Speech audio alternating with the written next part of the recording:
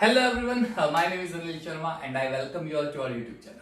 तो बच्चों, थोड़ा गैप हो गया। आई नो दैट फेस्टिवल था, थोड़े बिजी स्केड्यूल्स चल रहे थे, गेस्ट आ रहे थे एक्सेट्रा, तो that you know very well, okay, explain करने की जरूरत नहीं।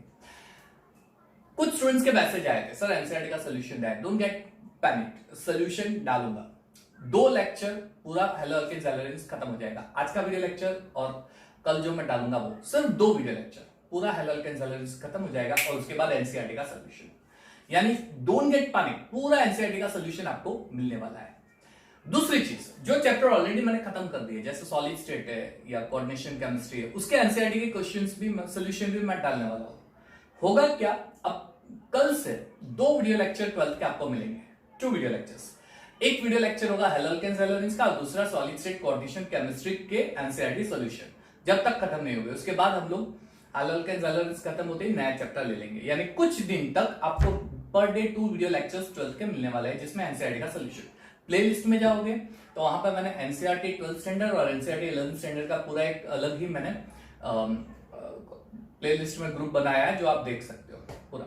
ठीक है, so my name is Anil Sharma और हम लोग हेलो अल्केन्स एल्केन्स के आखिरी पड़ाव पे आ गए हैं, स्टीरियोकेमिस्ट्री। स्टीरियोकेमिस्ट्री क्या है? What is stereochemistry? Well, isomerism are of 2 type, structural isomerism, stereo isomerism. 11th standard में आपने पढ़ा हुआ है। स्टीरियो आइसोमरिज्म में क्या होता है? स्टीरियो आइसोमरिज्म स्टीरियोकेमिस्ट्री में, इसमें जो सब्सटेंस होते हैं उसमें कार्बन के सराउंडिंग एटम्स के जो अरेंजमेंट होंगे, स्पेस में उसके अरेंजमेंट बदलते रहता है। स्टीरियोकेमिस्ट्री में 2 तरीके के आइसोमरिज्म आप देखोगे, एक होगा कन्फर्मेशन और एक होगा कॉन्फ़िगरेशन। ठीक, कॉन्फ़िगरेशन में ऑलरेडी आपने ज्योमेट्रिकल आइसोमरिज्म पढ़ लिया है। ज्योमेट्रिकल आइसोमरिज्म में आया हुआ है सिस और ट्रांस, और अब हम करने वाले हैं ऑप्टिकल आइसोमरिज्म का पार्ट, स्टीरियोकेमिस्ट्री का ऑप्टिकल आइसोमरिज्म। ठीक है, कुछ इस तरह का स्टीरियोकेमिस्ट्री में होता है ऑप्टिकल आइसोमरिज्म। चलिए हम लोग स्टार्ट कर रहे हैं optical isomerism, stereochemistry, halo alkanes alkenes, optical isomerism. What is optical isomerism? Optical isomerism क्या होता है?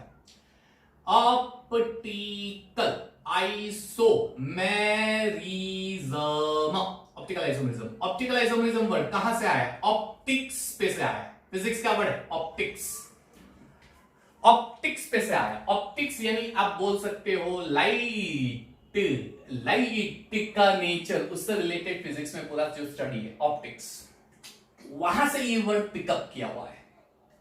बेसिकली होता क्या है, कुछ सब्सटेंस ऐसे होते हैं ऑर्गेनिक केमिस्ट्री में जिसकी मॉलिक्यूलर फॉर्मूला सेम होगी, स्ट्रक्चरल फॉर्मूला वो भी सेम होगी, फिजिकल एंड केमिकल प्रॉपर्टीज वो भी सेम होगी, लेकिन एटम का स्पेस में अरेंजमेंट, एटम स्पेस अरेंजमेंट वो डिफरेंट होगा, that will be different. Space में, अच्छा स्पेस यानी इमेजिनरी, इमेजिनेशन, ये कॉन्सेप्ट में आपका इमेजिनेशन बहुत पावरफुल होना चाहिए। You should imagine very powerful, बहुत स्ट्रॉन्ग इमेजिनेशन होना चाहिए। ऑप्टिकल आइसोमेरिज्म, इमेजिनेशन, एटम का इमेजिनेशन आपको करना है। यहां पे स्पेस में अरेंजमेंट डिफरेंट होता है एटम्स का, तो ऐसे आइसोमर्स को ऑप्टिकल आइसोमर्स बोलते हैं। ऐसे आइसोमर्स को ऑप्टिकल आइसोमर्स बोलते हैं। ऑप्टिकल आइसोमरिज्म जो है कौन से कंपाउंड शो करेंगे? कौन से कंपाउंड? ऐसे ऑर्गेनिक कंपाउंड, ऐसे ऑर्गेनिक कंपाउंड जो प्लेन पोलराइज लाइट को रोटेट कर देगा, उसके इलेक्ट्रिक फील्ड को रोटेट कर देगा, उसके प्लेन को रोटेट कर देगा, प्लेन पोलराइज लाइट। यानी अगर मुझे ऑप्टिकल आइसोमरिज्म समझना है तो पहले तो मुझे यह समझना पड़ेगा, PPL, plane polarised light, plane polarised light, PPL, ये क्या है? प्लेन पोलराइज्ड लाइट क्या होता है? प्लेन पोलराइज्ड लाइट होता क्या है? ठीक है, वो समझिए।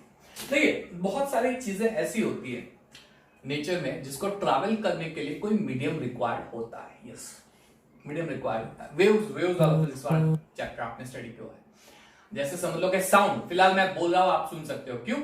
एयर में ऐसे बहुत सारे छोटे पार्टिकल होते हैं जो जब मैं बोलता हूं तो वो डिस्टर्ब हो जाते हैं, इसलिए वो बाजू वाले को डिस्टर्ब करेंगे, यानी वो अपने जगह पे ऑसिलेट होकर दूसरे वाले को, दूसरे को तीसरे, ऐसे पूरा साउंड ट्रैवल करके आपको मिलेगा। मान लीजिए ये मैंने बजाया चुटकी, जैसे ही चुटकी बजाऊंगा वैसे वो पार्टिकल आपकी ओर आ जाएंगे, आपके ईयर तक ट्रैवल करेंगे। Medium required sound. स्पेस में मीडियम है? नहीं है। वहां पे तो स्पेस तो पूरा वैक्यूम है। क्या मीडियम है? It's vacuum. तो आप ये सोचो कि जो सनलाइट है, मान लीजिए कि ये सन है, ठीक है, दिस इज योर सन, जहां से ठीक है, ड्राइंग तो काफी अच्छा थोड़ा बना लेता हूं, कोई दिक्कत नहीं है। चलिए ये सनलाइट है, मान लीजिए कि सारा प्लैनेट है, ये स्पेस है। तो ये जो लाइट होती है ना, ये लाइट वैक्यूम में भी ट्रैवल कर सकती है। It can travel in vacuum also. Light can travel in vacuum also. अब क्वेश्चन ये आता है कि एयर में साउंड ट्रैवल कर सकता है, क्यों? एयर में छोटे छोटे पार्टिकल्स होते हैं, चुटकी बताया, पार्टिकल डिस्टर्ब हुए आपको मिल जाएंगे। वैक्यूम में कौन से पार्टिकल होते हैं? नहीं होते। तो क्वेश्चन ये आता है कि अगर वैक्यूम में कोई पार्टिकल नहीं है तो ये लाइट ट्रैवल कर कैसे रहा है? तो लाइट में दो तरीके की चीजें होती है जिसकी वजह से लाइट ट्रैवल करता है। एक होती है it can travel due to electric field and it can travel due to magnetic field. ठीक है, it can travel due to electric field and it can travel due to magnetic field.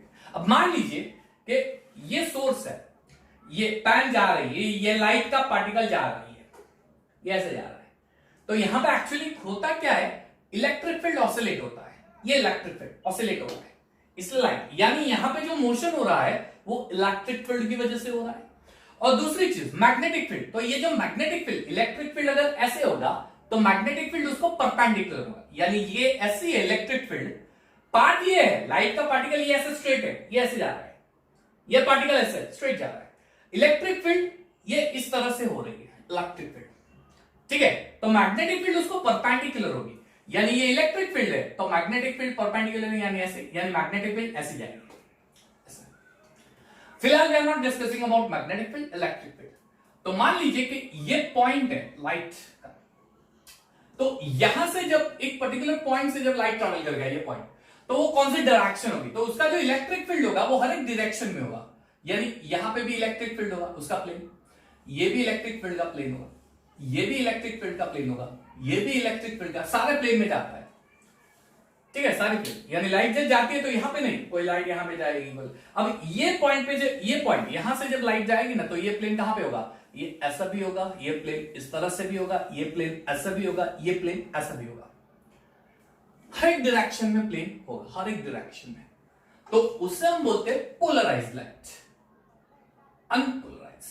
Unpolarised light, sorry, ठीक है, ये light की direction. अब मैं एक काम करता हूं, इस लाइट के बीच में एक बढ़िया सा इंस्ट्रूमेंट डाल देता हूं जिसे हम बोलते हैं निकोल प्रिज्म।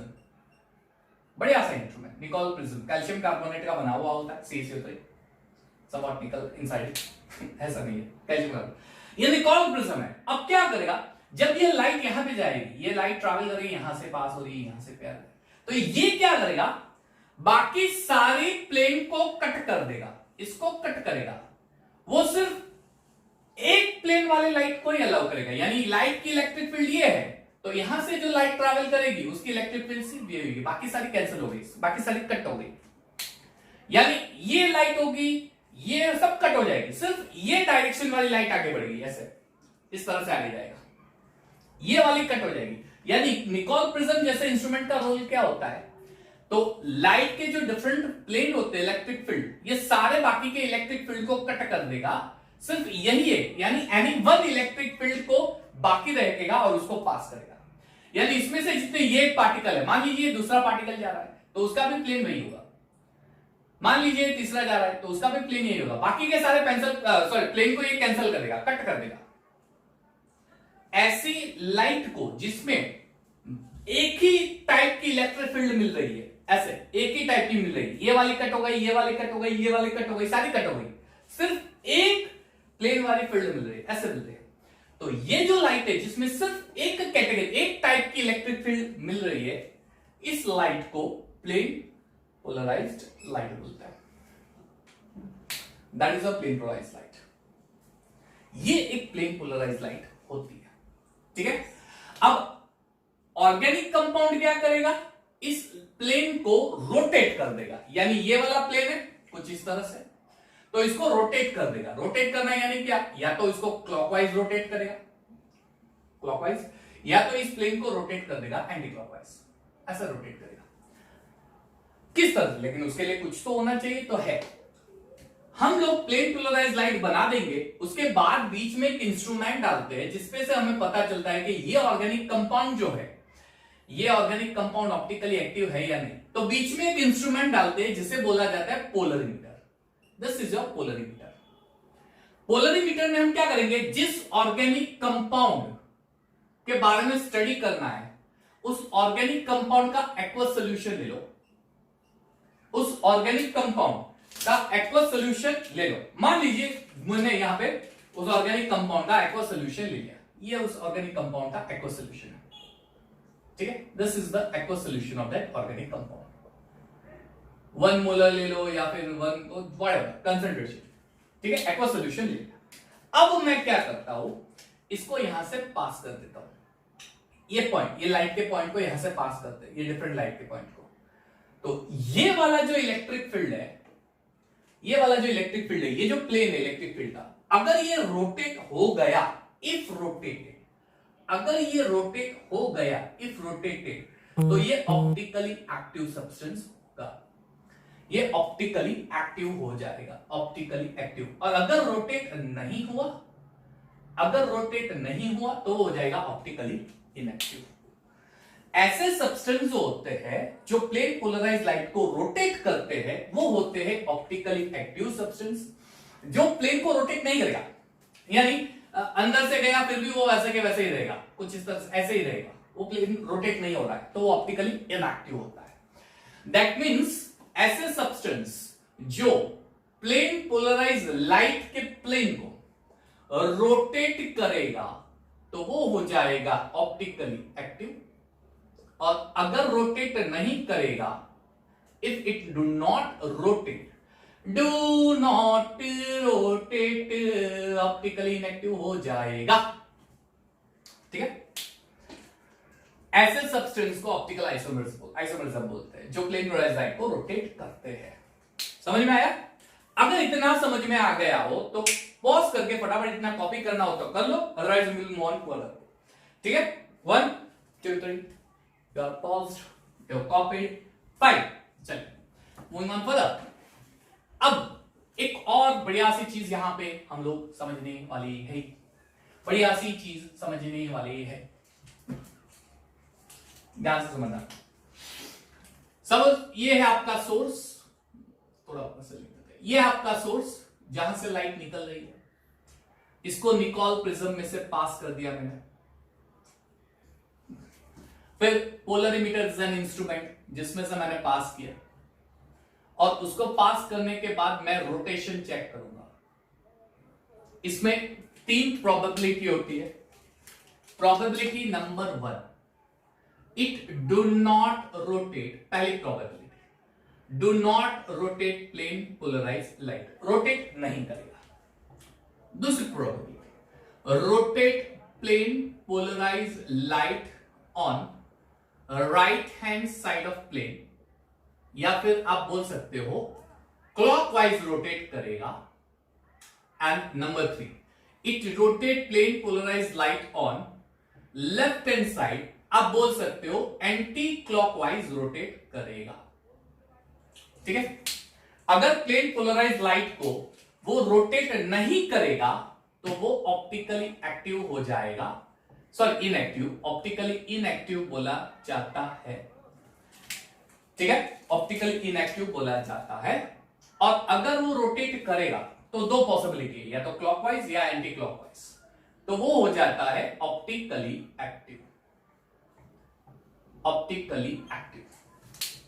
थर्ड थिंग, अगर ये क्लॉकवाइज रोटेट करेगा, सपोज इट रोटेटेड क्लॉकवाइज, अगर ये क्लॉकवाइज रोटेट करेगा तो वो हो जाएगा डेक्स्ट्रो आइसोमर। इससे हम बोलते हैं ऑप्टिकली एक्टिव डेक्स्ट्रो आइसोमर, या फिर डी, और डी की जगह प्लस भी डाल सकते हैं आइसोमर। प्लस क्यों डालेंगे उसका रीजन भी मैं आपको बताऊंगा। और अगर वो एंटी क्लॉकवाइज रोटेट करेगा, अगर एंटी क्लॉकवाइज यानी वो लेफ्ट हैंड साइड, इसलिए उसको लीवो बोलते हैं। ये राइट साइड होता है, क्लॉकवाइज यानी राइट साइड। और अगर एंटी क्लॉकवाइज यानी लेफ्ट साइड रोटेट करेगा प्लेन को, तो वो लीवो या स्मॉल एल या माइनस आइसोमर बोलते हैं। ठीक है, dextro laevo. This two isomers are called optical isomers. इसे ऑप्टिकल, जैसे ज्योमेट्रिकल आइसोमरिज्म में सीज और ट्रांस होता है, पता है ना, ज्योमेट्री में सीज ट्रांस, सीज यानी दो ग्रुप सेम साइड, ट्रांस यानी दो ग्रुप ऑपोजिट, ऐसा करते हैं ना, कुछ यही चीज है। डेक्स्ट्रो लीवो ये क्या करेगा, सपोज ये प्लेन है, मान लीजिए ये प्लेन है, अगर इस प्लेन, ये लाइट का पाथ है, ये पाथ है यहां से ट्रैवल, और ये प्लेन है, अगर ये प्लेन इस तरह से रोटेट हो गया तो हो जाएगा डेक्स्ट्रो। तो अब देखो ये किस साइड रोटेट हुआ, right side, right side, right side, तो ये एंगल हो जाएगा थीटा, डेक्स्ट्रो डी या फिर प्लस। अच्छा प्लस क्यों, क्योंकि यहां पे थीटा का एंगल प्लस में जाएगा। और मेरे प्यारे मुन्ने नन्ने बच्चों, अगर ये लेफ्ट साइड रोटेट हो गया पोलरिमीटर में पास करने के बाद, ये जो एंगल होगा थीटा, तो ये हो जाएगा लीवो रोटेटरी या स्मॉल एल या फिर नेगेटिव, क्योंकि आंसर आएगा माइनस। कुछ इस तरह से दो आइसोमर होते हैं। इन दो आइसोमर को ऑप्टिकल आइसोमर्स बोला जाता है, और या इसे इनएंशियोमर्स भी बोलता है, इनएंशियोमर्स में बोलता है। ठीक है, ऑप्टिकल आइसोमर्स और enantiomers, you can say like that. अच्छा, क्या सारे ऑर्गेनिक कंपाउंड जो होते हैं, each and every organic compound, is it like each and every organic compound are optically active? क्या ऐसा होता है? नहीं, नहीं, सारे नहीं हो सकते। तो क्या कुछ ऑर्गेनिक कंपाउंड ऑप्टिकली एक्टिव होते हैं, तो क्या उनका थीटा जो होता है एंगल सेम होता है, डिफरेंट होता है? कौन ऑप्टिकली ज्यादा एक्टिव है, कौन ऑप्टिकली लेस एक्टिव है? मुझे कंपेयर करना दो के बीच में। मान लीजिए कि आपको 2 क्लोरोब्यूटेन का कंपैरिजन करना है लैक्टिक एसिड के साथ। 2 chlorobutane, CH3 CH2 CHCl CH3, 2 chlorobutane और लैक्टिक एसिड COOH CH3H और OH, ये लैक्टिक एसिड है।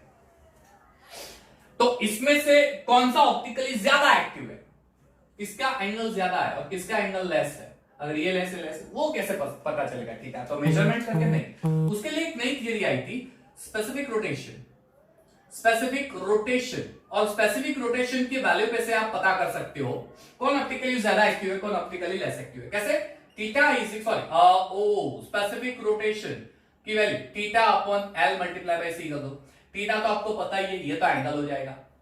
ठीक है, L क्या होता है? तो हमने जो पोलरीमीटर इंस्ट्रूमेंट लिया है, मान लीजिए कि ये पोलरीमीटर इंस्ट्रूमेंट है जिसमें हमने एक्वा सोल्यूशन लिया है, तो इसकी जो ये L है, ये लेंथ यानी length of polarimeter, length of polarimeter, और ये ज्यादातर सेंटीमीटर में होता है। ठीक है, और C क्या है? तो कंसेंट्रेशन ऑफ सोल्यूशन, यानी अंदर जो मैंने ऑर्गेनिक का सोल्यूशन लिया है, ऑर्गेनिक कंपाउंड है उसका सोल्यूशन लिया है, उसका कंसेंट्रेशन ज्यादातर ग्राम पर ml या ग्राम पर सेंटीमीटर क्यूब होता है, डेसीमीटर में भी ले सकते हो। क्लियर? तो स्पेसिफिक रोटेशन की वैल्यू यहां से आप कंपैरिजन कर सकते हो, जिसकी स्पेसिफिक रोटेशन की वैल्यू ज्यादा होगी वो ऑप्टिकली मोर एक्टिव होगा, जिसकी वैल्यू लेस होगी वो ऑप्टिकली लेस एक्टिव होगा। कुछ इसके सम्स भी आ सकते हैं। हाँ, तो इतनी सारी कहानी अभी तक हमने स्टडी किया। क्लियर? अभी तक हमने स्टडी किया। पता कैसे चलेगा कि ऑप्टिकली एक्टिव है या नहीं? ये कैसे पता चलेगा? तो इसको पता करना हो तो आपको तो एक्सपेरिमेंट करना पड़ेगा। कौन सा अभी हमने किया वो कौन सा एक्सपेरिमेंट था? तो ये सोर्स लिया, निकोल प्रिज्म है, पोलरीमीटर रोटेशन, क्या करेंगे? आप बोर्ड की एग्जाम देने बैठे हो, ठीक है, और पूछा जाए ये ऑप्टिकली एक्टिव है, कैसे पता करेंगे? एक्सपेरिमेंट तो हम लोग तो 12th में भी एक्सपेरिमेंट नहीं करते, वो तो हाई लेवल का एक्सपेरिमेंट, एक्सपेरिमेंट पे से थोड़ी पता करेंगे। कुछ और ट्रिक होती है, यस, कुछ और ट्रिक है जिससे हम पता कर सकते हैं कि ऑप्टिकली एक्टिव होता है या नहीं। हाँ जी हाँ, हाँ जी हाँ, कुछ और ट्रिक है। कैसे? मिरर इमेज चेक करो। मिरर इमेज चेक करना है। मिरर इमेज यानी क्या? देखो कुछ ऐसे सब्सटेंस होते हैं जिसका अगर मिरर में इमेज देखोगे तो वो सब्सटेंस जो होते हैं ना वो डाइसिमेट्री होते हैं। या फिर आप ऐसा बोल सकते हो कि उस सब्सटेंस के मिरर इमेज को उठा के हम लोग अगर प्लेस करेंगे उसी सब्सटेंस पे तो सुपर इंपोज नहीं होता। वापस समझो, अच्छा एग्जांपल देता हूं, चलिए ये हैंड है, आप इमेज भी देख सकते हो, ये हैंड है, ठीक है, ये उसका मिरर इमेज कैसा होगा? उसका मिरर इमेज ऐसा होगा, इस लेफ्ट हैंड की तरह होगा। क्यों? मिरर में मेरा राइट हैंड मेरा लेफ्ट दिखेगा, मेरा राइट हैंड मेरा लेफ्ट दिखेगा, ये मिरर इमेज। अब मैंने इस मिरर इमेज को उठा के इस कंपाउंड पे डाल दिया तो ये बीच वाली उंगली को कोई प्रॉब्लम नहीं है, लेकिन प्रॉब्लम क्या आएगा? साइड को आएगा। ये थंब के ऊपर छोटी फिंगर आ गई और छोटी फिंगर के ऊपर थंब, पॉसिबल ही नहीं है, यानी ये सुपर इंपोज नहीं हो रहा है, नहीं हो रहा है, मिरर इमेज सुपर इंपोज नहीं हो रहा है ऑर्गेनिक कंपाउंड, ठीक है। या फिर एक और एग्जांपल ले लो, देखो आपने आपको यहां पर दिखाया ट्यूब, चेयर ले लो। अच्छा, चेयर को मिरर के सामने रखोगे तो कैसे दिखेगी?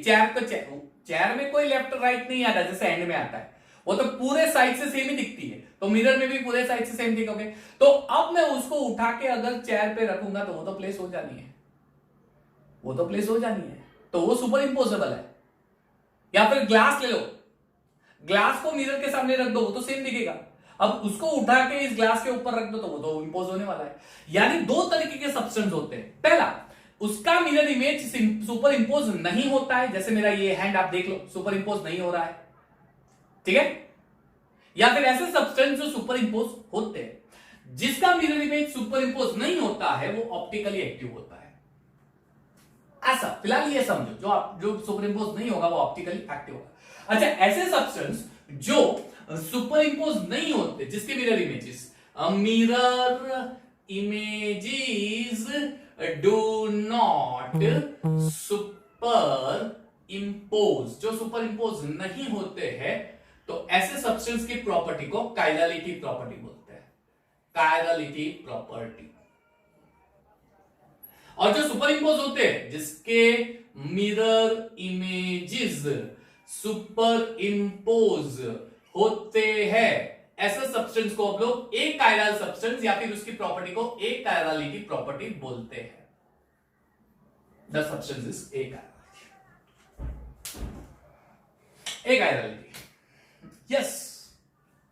यानी ऑप्टिकली एक्टिव है या नहीं, ऐसे समझना हो कि सब्सटेंस ऑप्टिकली एक्टिव है या नहीं ऑर्गेनिक, तो उसके लिए पहली चीज, पहला तो सब्सटेंस डाइसिमेट्रिक होना चाहिए, जैसे मेरे हैंड्स डाइसिमेट्रिक है, सिमेट्रिक जैसा नहीं दिख रहा है, लेफ्ट राइट राइट। दूसरा अनसिमेट्रिक नहीं है, डाइसिमेट्रिक, डाइसिमेट्रिक अनसिमेट्रिक में डिफरेंस है, वो बाद में बताऊंगा। दूसरा कायरलिटी होना चाहिए, कायरलिटी सुपर इंपोज नहीं होनी चाहिए एक दूसरे के, ठीक है। और तीसरा मिरर इमेजेस, ये चीज शुड नॉट सुपर इंपोज। आप ऐसा भी बोल सकते हो कि कार्बन के सारे वैलेंसी डिफरेंट ग्रुप से अटैच होनी चाहिए। ये कुछ चीजें ऐसी होती है जिसपे से आप पता कर सकते हो कि सब्सटेंस ऑप्टिकली एक्टिव है या नहीं। चलिए एग्जांपल लेता हूं, let's take an example, let's take an example, CH3 CH2 CH Cl CH3, carbon सारे ग्रुप, ये जो कार्बन के सारे ग्रुप एटम्स होते हैं ना, वो डिफरेंट ग्रुप एटम्स होने चाहिए, डिफरेंट सेम है, यानी ये H होता है तो ये Cl होगा, ये OH होगा, ये NH2, सारे एटम और ग्रुप ऑफ एटम डिफरेंट होता है। उसी कंपाउंड को चेक करना है, उसी कंपाउंड को हम लोग चेक करेंगे, क्या ये कार्बन पे सारे ग्रुप सेम है? नहीं है ना, नहीं है ना, अरे क्या नहीं है, ये देखो एक CH2 है लेकिन ये सारा हाइड्रोजन है, ये सारा हाइड्रोजन है, यानी इस कार्बन को चेक नहीं करेंगे, पहले कार्बन को। मिरर इमेज के लिए कार्बन के सारे ग्रुप डिफरेंट होने चाहिए। CH2 तो उसपे 2 हाइड्रोजन है, 2 हाइड्रोजन है, तो ये कार्बन पे 2 हाइड्रोजन, दोनों सेम ग्रुप है, इसको भी चेक नहीं करेंगे।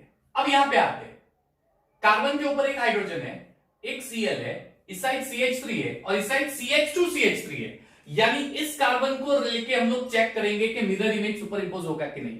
क्यों इस कार्बन को? बिकॉज ये कार्बन के सारे ग्रुप डिफरेंट है। देख लो, यहां पे हाइड्रोजन है, यहां पे क्लोरीन है, यहां पे मिथाइल है और यहां पे इथाइल ग्रुप है, पूरा इथाइल ग्रुप। ऐसे कार्बन को एक कायरल कार्बन बोलते हैं। This carbon is called a chiral carbon.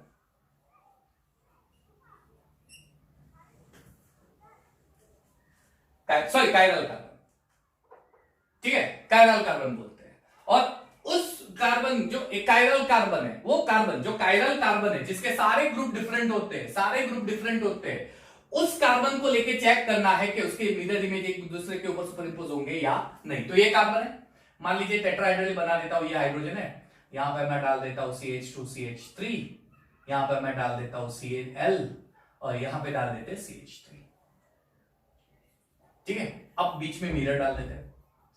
चलिए, ये आपका मिरर है, इसका मिरर इमेज क्या होगा? लेफ्ट का राइट, राइट का लेफ्ट बना लो, लेफ्ट का राइट, राइट का लेफ्ट, यानी कार्बन या hydrogen as it is, chlorine as it is, यहां पे आ जाएगा इथाइल ग्रुप CH2 CH3, यहां पे आ जाएगा मिथाइल ग्रुप। क्या ये सुपर इंपोज है? यानी जब मैं इस ग्रुप को उठा के यहां पे प्लेस करूंगा, क्या ये सुपर इंपोज होगा? तो हाइड्रोजन के पीछे हाइड्रोजन चिप जाएगा, क्लोरीन के पीछे क्लोरीन चिप जाएगा, लेकिन ये इथाइल के पीछे मिथाइल आ रहा है, नहीं छिपेगा। या मिथाइल के पीछे इथाइल आ रहा है, नहीं छिपेगा। तो हम क्या बोलते हैं? Mirror image are non superimposable. गलत, ऐसे चेक नहीं होता, नहीं होता, कैन नेवर। पहले तो ये देखो कि गिवन कंपाउंड में कायरल कार्बन कौन सा है। कायरल कार्बन कौन सा होता है? जिसकी सारी valencies different group of atom से कनेक्टेड होती है, सारी valency different group of atom से कनेक्टेड होती है, ठीक है, वो कायरल कार्बन।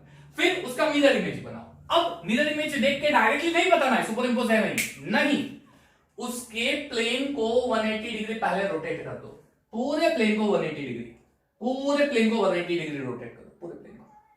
तो होगा क्या?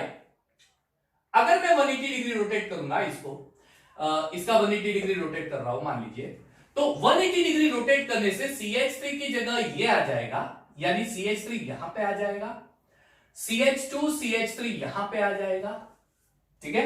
और ये भी तो चेंज होगा, ऊपर 180 डिग्री रोटेट कर रहा है CH पूरा पूरा। अब इसको 180 डिग्री रोटेट करने के बाद जो कंपाउंड मिल रहा है ना, उसको मिरर इमेज से कंपेयर करो, क्या ये सुपर इंपोज होगा? तो CH2 CH3 के पीछे ये चिप जाएगा, CH3 के पीछे ये चिप जाएगा। अब Cl और हाइड्रोजन नहीं, ये ग्रुप डिफरेंट हो गए, हाइड्रोजन और Cl नहीं, ये ग्रुप डिफरेंट हो गए, यानी नॉन सुपर इंपोजेबल। नॉन सुपर इंपोजेबल है यानी कायरलिटी प्रॉपर्टी, कायरलिटी प्रॉपर्टी यानी ये ऑप्टिकल एक्टिव हो गया, ऑप्टिकल एक्टिव। इन दोनों में से एक होगा डेक्स्ट्रो और एक हो जाएगा लिवो, जिसे हम बोलते हैं इनैंशियोमस, डेक्स्ट्रो और लिवो, जिसे हम बोलते हैं इनैंशियोमस ऑप्टिकल एक्टिव। कितना खतरनाक लग रहा है ना? आप जो सोचो, ये खतरनाक नहीं है, इट्स नॉट खतरनाकम विशेषेयम अति उत्तम अति उत्तम, ऐसा नहीं है, ये ऐसा नहीं है। सिर्फ आपको ये सोचना है, पहले तो जितने भी कार्बन दिया है उसमें से ये आइडेंटिफाई करो कायरल कार्बन कौन सा है। कायरल कार्बन के लिए सारे कार्बन देखो, सारे कार्बन के एक ऐसा कार्बन मिलेगा या दो ऐसे या तीन ऐसे जिसके सारे ग्रुप डिफरेंट हो गए। एक और एग्जांपल लेता हूं, चलो सारे ग्रुप डिफरेंट हो गए। लेट्स टेक अनदर एग्जांपल, इसको पॉज करके लिख देना, आई इरेज्ड इट। चलिए एक और एग्जांपल लेता हूं, अधिक अनदर एग्जांपल हो गया। C यहां पे CH3 डाल देते हैं, ये COOH है, यहां पे मान लीजिए कि OH है और ये H है, लैक्टिक एसिड का ये स्ट्रक्चर मान लीजिए, ठीक है। अब इसका मिरर इमेज बना रहे हैं, मिरर इमेज समझो, तो ये OH यहां पे आ जाएगा, यहां पे COOH हो जाएगा, CH3 ये हो जाएगा, ये H। अभी अब प्लेन पे कौन सा होगा, प्लेन के बाहर, प्लेन, ये नहीं एक्सप्लेन कर रहा हूं, सिर्फ समझो ध्यान से। अब इसको कंपेयर मत करो, ऑप्टिकली इनएक्टिव, सॉरी एक्टिव ही मिलेगा, क्यों? COOH के नीचे OH नहीं छिप रहा है, OH के ये नहीं। पहले इसको 180 डिग्री रोटेट कर दो, पूरा 180 डिग्री रोटेट करोगे तो OH यहां पे आ जाएगा, COOH यहां पे आ जाएगा, नीचे CH3 आएगा, ऊपर H आएगा। अब कंपेयर करके देखो लैक्टिक एसिड, अब तो दे आर ऑप्टिकली एक्टिव। क्यों? ये COOH के पीछे COOH छिप जाएगा, OH के पीछे OH छिप जाएगा, लेकिन H के पीछे CH3 नहीं छिपेगा, CH3 के पीछे H नहीं छिपेगा। ये तो काफी दिक्कत वाला काम है सर, कैसे करेंगे इस दिक्कत को? आप कुछ और आसान बना के तो दो। ये तो दिक्कत हो गया, ऑब्वियसली दिक्कत हो जाता है। मैं भी कंफ्यूज हो जाता हूँ कई बार, है ना? मैं भी नहीं, ऐसा नहीं, मैं क्यों कंफ्यूज होऊंगा, मैं तो आपको पढ़ा रहा हूँ। आप कंफ्यूज हो जाते हैं ऑब्वियसली। इस तरह से कैसे हम लोग करेंगे? तो उसके लिए ट्रिक है, आपको ये फाइंड करना है कि इसमें प्लेन ऑफ सिमेट्री है या नहीं, दूसरा सेंटर ऑफ सिमेट्री है या नहीं। अगर सेंटर ऑफ सिमेट्री और प्लेन ऑफ सिमेट्री होती है तो ऑप्टिकली इनएक्टिव है, और अगर नहीं होता तो ऑप्टिकली एक्टिव होती है। अरे सर आपने तो दो नए कॉन्सेप्ट लाके डाल दिए, ये तो और देखो, मैंने क्या बोला, कोई कंफ्यूजन नहीं है, कोई डिफिकल्ट नहीं है। पहली चीज क्या देखनी है? कायरलिटी चेक करो, कायरल कार्बन देख लिया। दूसरी चीज मिरर इमेज करो, और फिर आप लोग देखो इससे बेटर क्या है। पहले तो कायरल कार्बन देख लो, देख लिया। अब आपको देखना है कायरल कार्बन से प्लेन ऑफ सिमेट्री और सेंटर ऑफ सिमेट्री है, इसको भूल जाओ, इसके ऊपर से पता करो। मिरर इमेज को फिलहाल भूल जाओ, इसके ऊपर से पता करो, is there any plane of symmetry, is there any centre of symmetry? If yes then it's not optically active. Of no, कोई plane of symmetry centre of symmetry नहीं है, तो it is optically active. Yes, इतना difficult नहीं है, ठीक है? ये आइडेंटिफाई करना इजी है। देखो मैंने ये कार्बन नहीं लिया ऑप्टिकली एक्टिव, क्यों? कायरल, क्यों? यहां पे 3 हाइड्रोजन है, 3 ग्रुप सेम हो गए। मैंने ये भी नहीं लिया क्योंकि डबल बॉन्ड आता है, उसको हम काउंट नहीं करते हैं। क्यों? डबल बॉन्ड में सेम वैलेंस, देखो C डबल बॉन्ड है, अगर मैं डबल बॉन्ड ब्रेक करूंगा तो ऐसा लिखूंगा COO, ये तो सेम ग्रुप हो गया, इसलिए डबल बॉन्ड ट्रिपल बॉन्ड को नहीं काउंट करेंगे, ठीक है? तो ये दो कार्बन नहीं लिया, ये carbon it is chiral carbon. इसे एसिमेट्रिक कार्बन भी बोलते हैं, कायरल कार्बन को एसिमेट्रिक कार्बन भी बोलते हैं, ठीक है? एसिमेट्रिक कार्बन भी बोला जाता है, इट्स एसिमेट्रिक कार्बन। तो अब क्वेश्चन यही आता है, सर प्लेन ऑफ सिमेट्री और सेंटर ऑफ सिमेट्री को कैसे फाइंड करेंगे, ठीक है? तो उसके लिए आपको वेट करना पड़ेगा एक वीडियो लेक्चर में। नेक्स्ट वीडियो लेक्चर में कैसा प्लेन ऑफ सिमेट्री फाइंड करते हैं, कैसे सेंटर ऑफ सिमेट्री फाइंड करते हैं, और कैसे पता करते हैं कि ऑप्टिकली एक्टिव है या नहीं, और फिर उसको असाइनमेंट से रिलेट कर देंगे चैप्टर का, ठीक है? तो यहां पे हम लोग खत्म कर रहे हैं। नेक्स्ट वीडियो लेक्चर में हम लोग ये एक्सप्लेन करेंगे, और जैसे मैंने बताया उसके साथ साथ हम लोग सॉलिड स्टेट का भी एनसीईआरटी सॉल्यूशन डालने वाले हैं। 2 वीडियो लेक्चर, तो बने रहिएगा मेरे साथ, इसका भी एनसीईआरटी सॉल्यूशन मिलेगा। Don't get panic, I will give NCERT solution definitely, ठीक है? तो बने रहिएगा मेरे साथ, and yes, of course, take care of yourself and be happy, be safe. Thank you and have a nice time.